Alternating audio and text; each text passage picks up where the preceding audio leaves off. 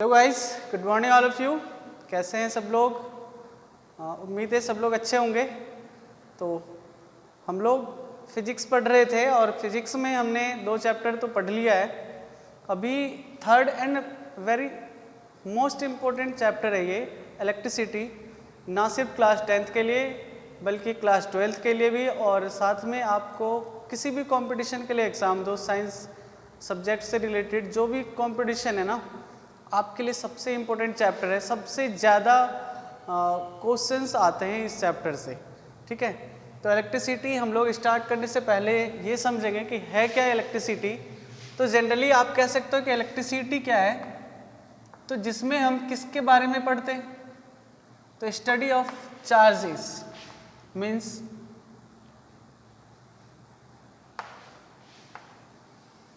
क्या है ये इलेक्ट्रिसिटी। तो electricity is a branch of physics in which we study about charges, जिसमें जो भौतिकी का वह भाग है जिसमें हम किसके बारे में पढ़ते हैं, आवेश के बारे में पढ़ते हैं, चार्जेस के बारे में पढ़ते हैं, ठीक है। उसे क्या कहते हैं, इलेक्ट्रिसिटी कहते हैं। बेसिकली आप ये समझ लो कि इलेक्ट्रिसिटी 2 पार्ट में डिवाइड है, और 2 पार्ट में जो डिवाइड है वो क्या है, यहाँ पे आप देखना, इसकी ज़रूरत नहीं है वैसे, लेकिन फिर भी आपको जानकारी होनी चाहिए, ठीक है। तो फर्स्ट जो है वो क्या है, स्टैटिक इलेक्ट्रिसिटी है,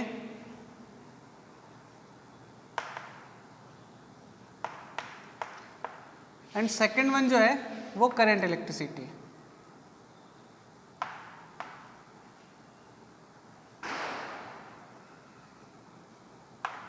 सेकेंड वन क्या है, करंट इलेक्ट्रिसिटी है, ठीक है। स्टैटिक मीन्स क्या होता है, स्टैटिक मीन्स होता है रेस्ट, और करंट मीन्स क्या होता है, मोशन। करंट मीन्स क्या होता है, मोशन होता है। आपको पता होगा शायद, करंट जैसे आप देखते हो वाटर का करंट होता है, स्पीड तो जो वाटर की स्पीड होती है उसी को तो करंट कहते हैं।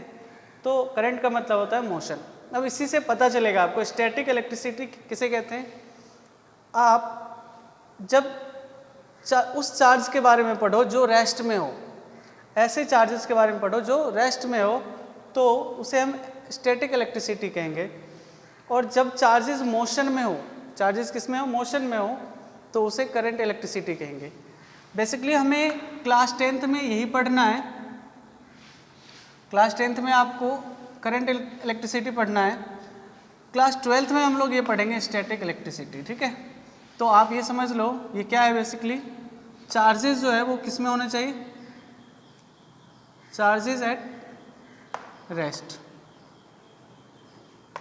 तभी हम स्टैटिक इलेक्ट्रिसिटी में पढ़ेंगे। और यदि चार्जेस मोशन में हो,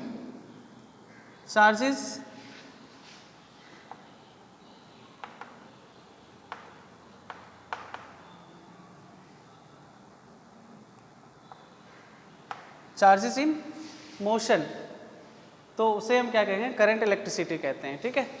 तो ये आपका बस एक इंट्रोडक्शन है इस चैप्टर का, और हमें क्या पढ़ना है, करंट इलेक्ट्रिसिटी पढ़नी है। मीन्स जब चार्जेस मोशन में होता है, मूविंग चार्जेस के बारे में पढ़ेंगे क्लास 10th में, और ये स्टैटिक इलेक्ट्रिसिटी पढ़ेंगे क्लास 12th में, ठीक है। इसे इलेक्ट्रोस्टैट भी कहते हैं, ठीक है। तो ये क्लास 12th में पढ़ेंगे हम लोग। अब हम लोग इससे आगे देखते हैं, चैप्टर की शुरुआत करते हैं, ठीक है। तो चैप्टर की शुरुआत हम लोग कहाँ से करते हैं, कंडक्टर और इंसुलेटर। कंडक्टर मीन्स चालक भी होता है या सुचालक भी कहते हैं इसको, और इंसुलेटर आप कुचालक कह सकते हो, ठीक है। अब ये होता क्या है, तो ध्यान से समझना आप। कंडक्टर जो होता है, जो इलेक्ट्रिसिटी को कंडक्टर हम इसमें इलेक्ट्रिसिटी के पर्पज से पढ़ रहे हैं। आप यदि हीट के पर्पज से पढ़ो तो उसके लिए भी फिर थोड़ा चेंज होगा, बस सिंपली यही होता है, ठीक है, कंडक्टर। तो इलेक्ट्रिसिटी के केस में पढ़ रहे हैं, इसलिए हम लिख रहे हैं कि कंडक्टर क्या होता है, विच conduct electricity,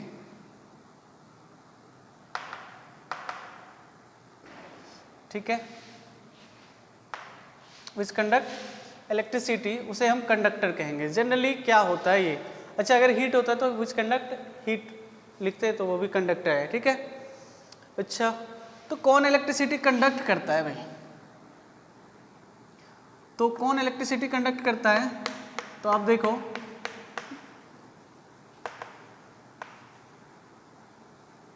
which have free charges.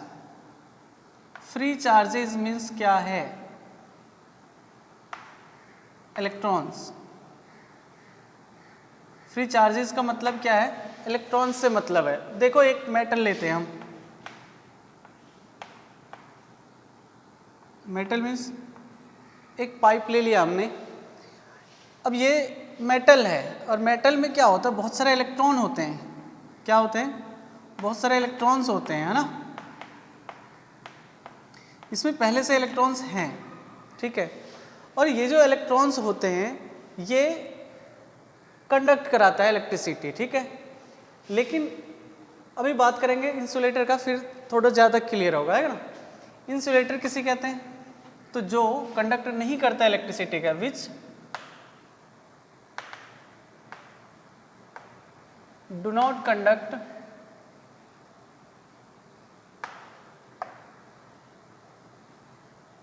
Electricity, ठीक है। तो इंसुलेटर किसे कहते हैं? जो इलेक्ट्रिसिटी कंडक्ट नहीं करता है। एग्जाम्पल आप प्लास्टिक समझ सकते हो या लकड़ी समझ सकते हो, वुड। और इसी तरह जो कांच है, ग्लास है, वो भी बैड कंडक्टर है। मीन्स कंडक्टर का जस्ट अपोजिट है इंसुलेटर, ठीक है। तो अब इसको देखो, इंसुलेटर होता क्या है? अच्छा, हमने एक पाइप ले लिया, मान लो वो प्लास्टिक का ले लिया। एक पाइप हमने प्लास्टिक का पाइप लिया है और यहाँ पे मेटल का पाइप लिया है।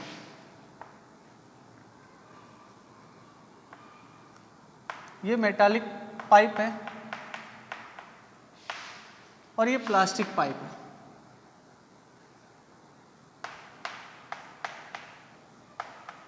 ठीक है।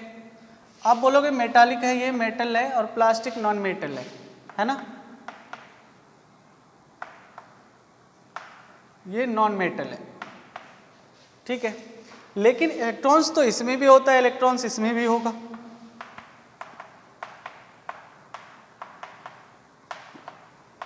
इलेक्ट्रॉन्स दोनों में ही होता है, ठीक है। तो ये जो मेटल्स है इसमें इलेक्ट्रॉन्स है, तो ये तो कैरी कर लेता है चार्जेस को, मीन्स इलेक्ट्रिसिटी कैरी करता है। लेकिन जो नॉन मेटल्स हैं ये इसमें भी इलेक्ट्रॉन्स होता है, फिर भी ये करंट को क्यों नहीं कैरी करता है? तो इसका रीज़न देखो क्या होता है।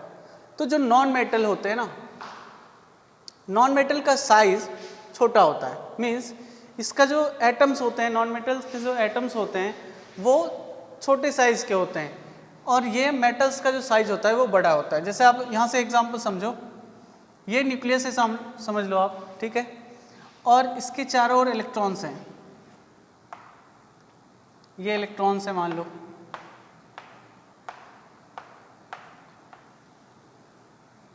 इसमें ये इलेक्ट्रॉन्स है, ठीक है। और ये नॉन मेटल्स बना रहा हूं मैं, ये इलेक्ट्रॉन्स है, ठीक है। ये मैंने मेटल्स बनाए, वो नॉन मेटल्स बनाए। साइज क्या होता है? मेटल्स का बड़ा होता है, उसका छोटा होता है। मतलब एटॉमिक साइज जो होते हैं नॉन मेटल्स के कम होते हैं और मेटल्स का ज़्यादा होता है, ठीक है। इससे फ़र्क क्या पड़ता है इलेक्ट्रॉन्स पे, ये देखना ज़रा।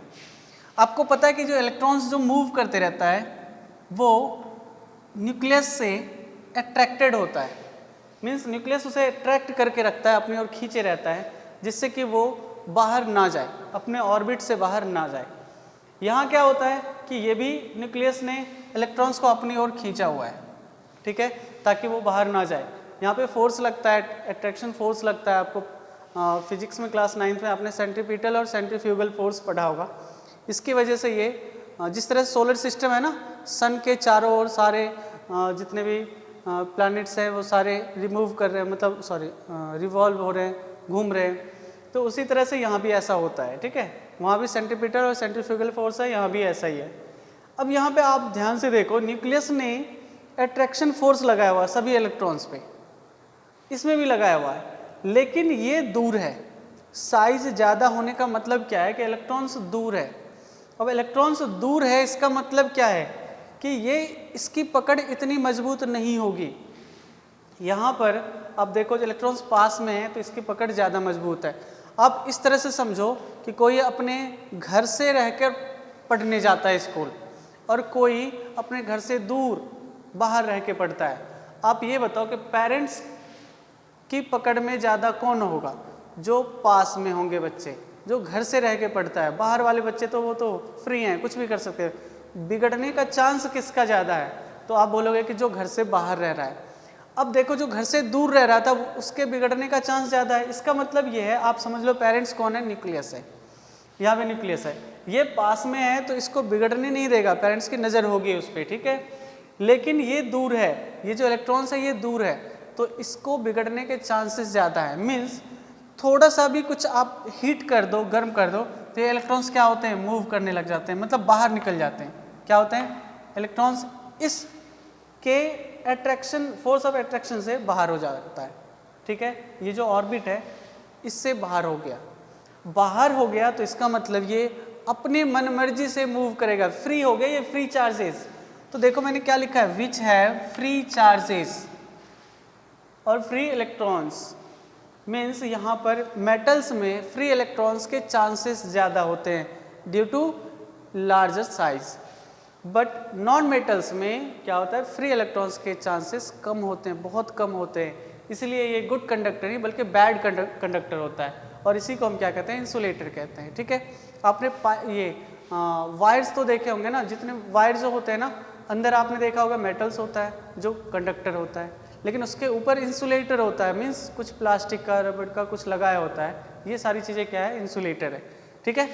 तो यही है आपका कंडक्टर और इंसुलेटर। कंडक्टर में आप एग्जाम्पल अगर समझो तो क्या एग्जाम्पल लिख सकते हो? जितने भी मेटल्स हैं ये कंडक्टर होता है, ठीक है। मेटल्स जो अलॉय होते हैं वो भी गुड कंडक्टर होते हैं, ठीक है। अब नॉन मेटल्स इंसुलेटर में देखो तो इसका एग्जांपल क्या बोल सकते हो? वुड, रबड़ के बारे में क्या ख्याल है आपका? प्लास्टिक, ये सारी चीज़ें इंसुलेटर है, ठीक है। इन सब का यूज़ हम इंसुलेटर के रूप में करते हैं। और जो मेटल्स, अलॉयज, ये सभी है क्या है? ये आपके कंडक्टर है, ठीक है। तो ये आपका था कंडक्टर और इंसुलेटर। कौन कैरी कर सकता है चार्जेस को, कौन नहीं कर सकता है, ठीक है। अब हम पढ़ेंगे करंट इलेक्ट्रिसिटी रियल में है क्या, ठीक है। तो अभी हम लोग चार्ज के बारे में पढ़ते हैं, इसके आगे हम लोग अगले वीडियो में देखेंगे। तो चार्ज कितने टाइप के होते हैं? तो चार्ज 2 टाइप के होते हैं, पता होगा सबको शायद। चार्ज 2 टाइप के, एक पॉजिटिव और एक नेगेटिव चार्ज, है ना। पॉजिटिव चार्ज और एक नेगेटिव चार्ज।